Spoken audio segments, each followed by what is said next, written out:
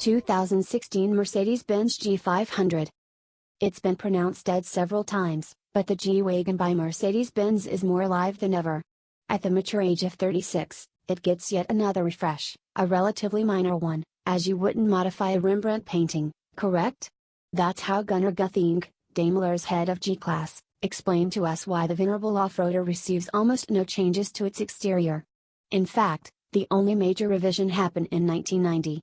And those visual changes were kept to bumpers, lights, and decor. The G-Wagen is the slimmest of any Mercedes-Benz cars, yet it is so tall and its styling so uncompromising that it makes any of its sister models look decidedly modest.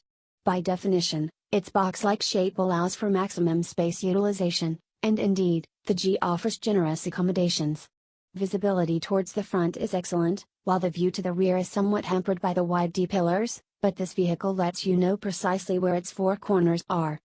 The slim, narrow dashboard has visibly been carried over for decades, although it is graced with a variety of buttons, switches, dials and gauges reflecting over 35 years of interior design and development.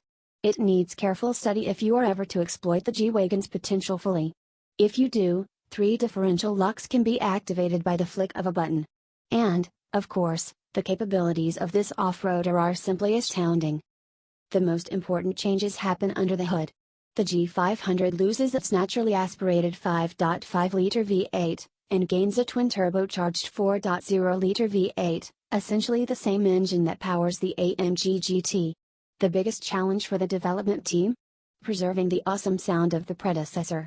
After a day in the new model, we can confirm that they passed the test with flying colors. The new model sounds every bit as aggressive as its predecessor, and what's more, it goes even better. While the previous model cranked out 382 horsepower and 530 Nm of torque, the new model is rated at 416 horsepower and 610 Nm. The result? A 0 to 100 km/h time of just 5.9 seconds, and a top speed of a governed 209 km/h.